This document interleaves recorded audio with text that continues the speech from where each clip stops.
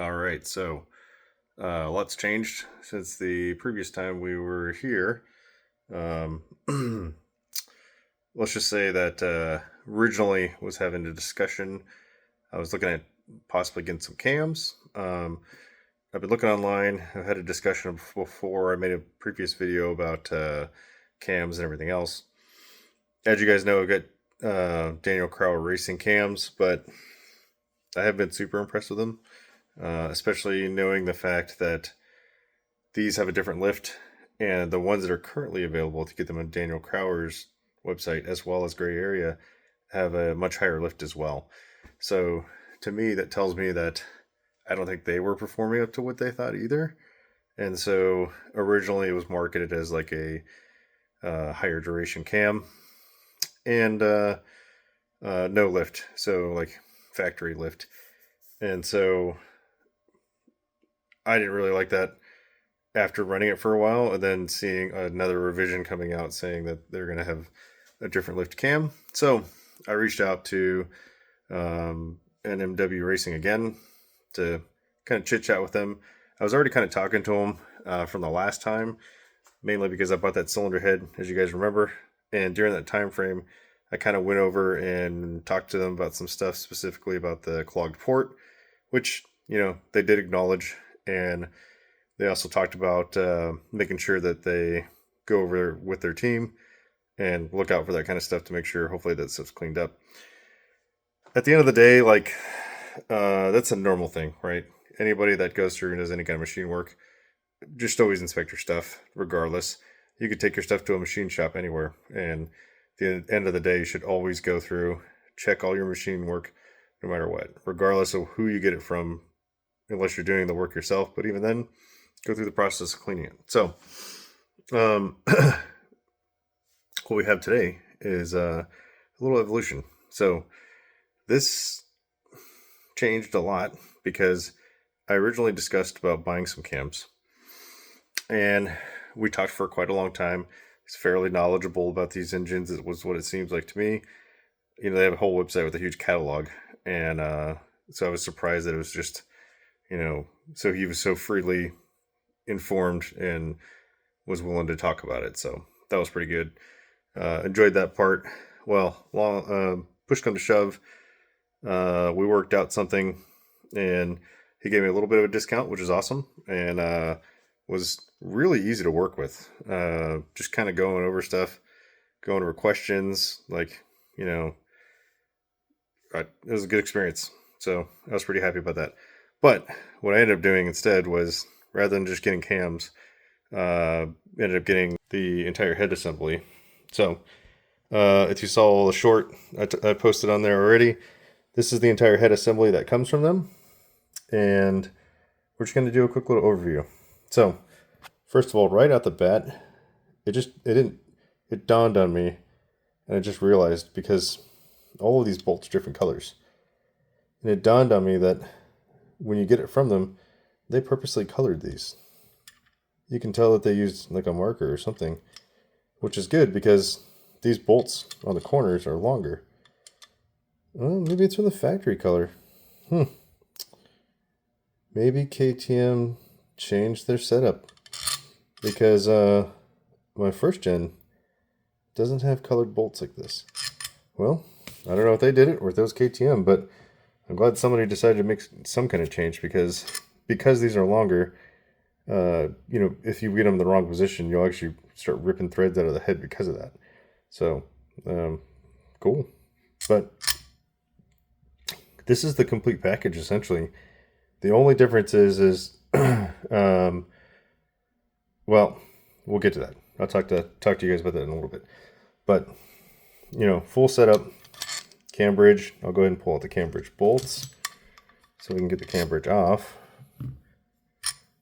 I am not going to go over the cams just yet, because I want to cover that in a video later on. So there's that. I mean, brand freaking new. I will go through and clean all the ports out, because everybody should. And These are the cams that come with it. These are their stage 3 cams. Obviously they have stage 1, 2, 3, and these feel freaking solid. I like them. But yeah, so these are the cams. From what I can tell, in both increased duration and lift. So this is exciting. I can't wait to try these out. But I will make a video here in the future. I'm going to compare all three: Daniel Crowler, OEM, and these cams. Okay, move those out the way. And as you can see, obviously it doesn't have the shims, but that's not a big deal. Now, part of the package is higher spring rate springs. I'm interested to see what the spring composition is made up of and compare it to like a normal setup. I've been debating if I want to run my stainless valves in this. I'm just looking to see. Oh yeah, it's still a double spring setup. Yeah, so double spring setup. I mean, everything looks clean in here. I don't see anything crazy going on the inside.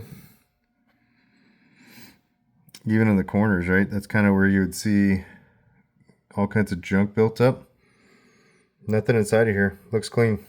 What I will say is that on the inside, see all this casting right here? I'll come in and chip all that off. That casting mark. Oil. This is kind of like the path right here for where oil drains back into the motor. So I like to clean all that up, reduce as much restriction as possible. So, you know, if you're in that position, definitely would recommend doing the same. I've been debating if I want to go through and helicoil these bolts, or the bolt holes now.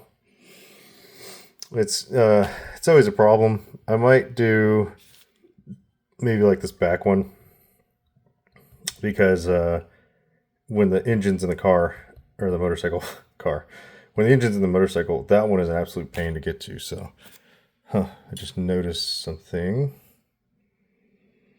interesting. So that's different. Let me zoom in. See how it's a little bit, looks like it's been drilled out maybe to I'm assuming reduce friction or reduce flow restriction. Let's look over here. What do we have here?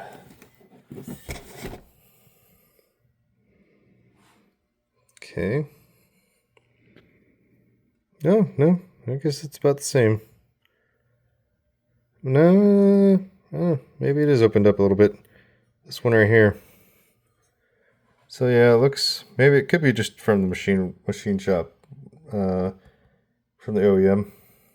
Possibly that it, maybe not 100% lined up on that, but that's not a big deal. So, part of the service as well, when you get a head from them, is that they also do porting.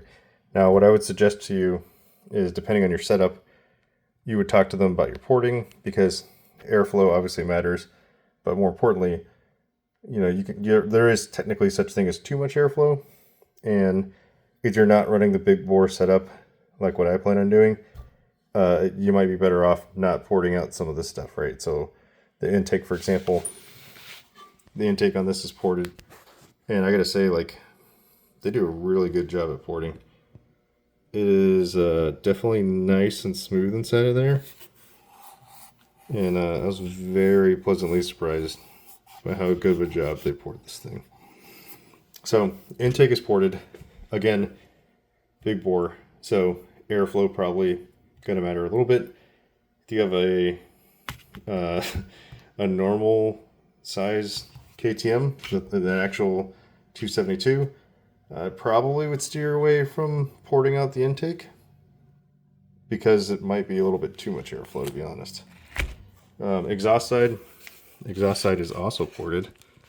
Let me get a good look at that.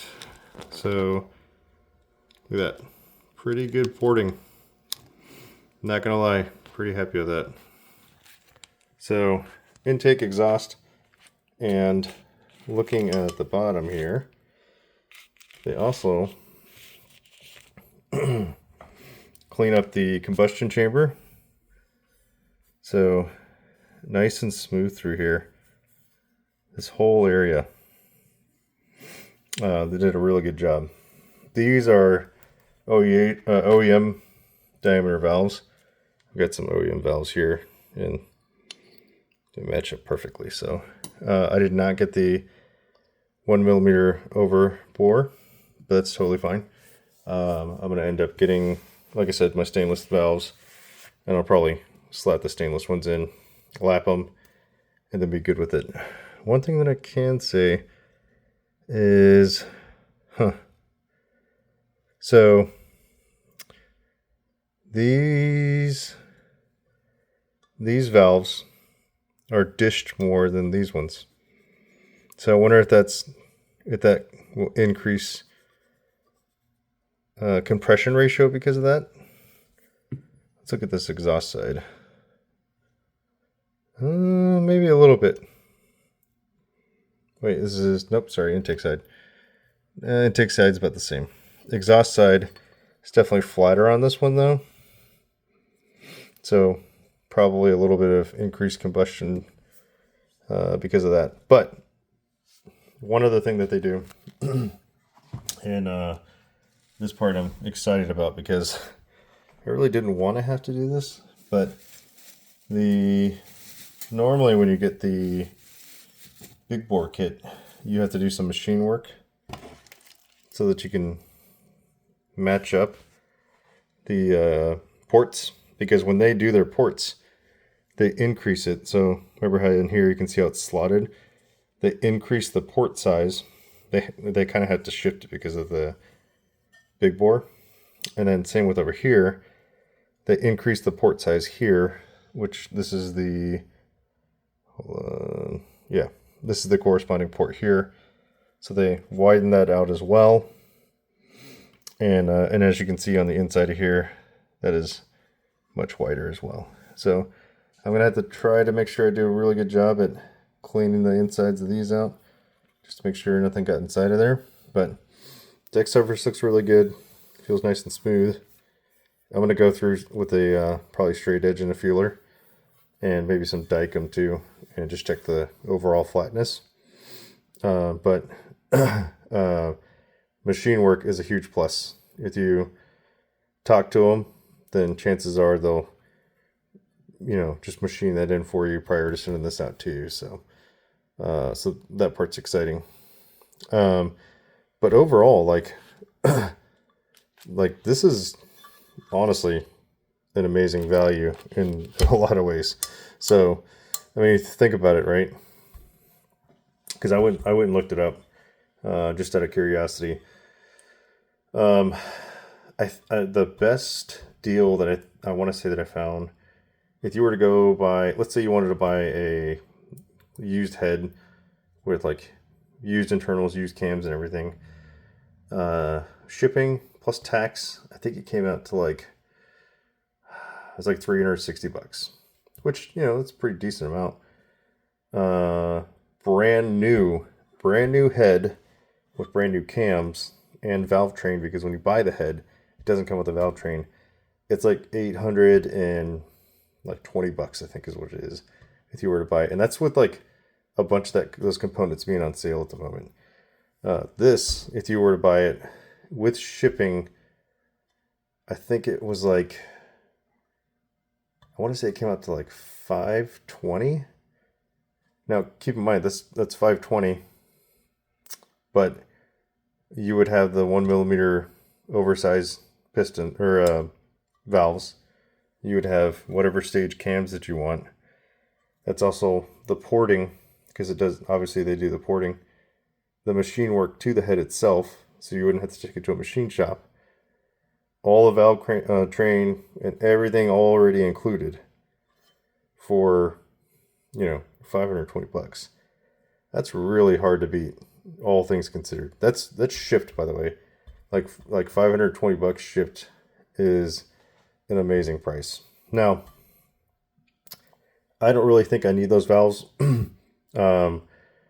just because I think the increased airflow alone between the cams and the porting, I think that's going to be more than enough, and it'll probably end up benefiting me in the long run because,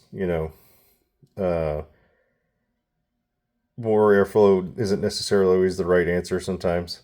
But what I did work out with him was getting a set of these, and this is a pretty cool product because he doesn't really have them on his website. I saw an Instagram post that they made, and so I hit them up when I saw it and I said, "Hey, do you still have any of these?"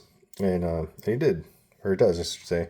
But the one thing I'll say is that when you start getting chain stretch in these, not necessarily chain stretch, but I guess as the chain starts to wear a little, it's kind of hard sometimes to get the intake and exhaust cams to line up all the way. And believe it or not, he actually sells adjustable cam sprockets, and that's going to make that job significantly easier. And I mean, these are super nice, and I get no complaints about these. Like I kind of looked through to see if there was anything that I could find that might be of any issue, because again, I was a little bit concerned from the last time with this whenever I found that clogged port, but everything looks super clean on the inside. I don't see any scuffs where it's not supposed to be. Seating surfaces look good.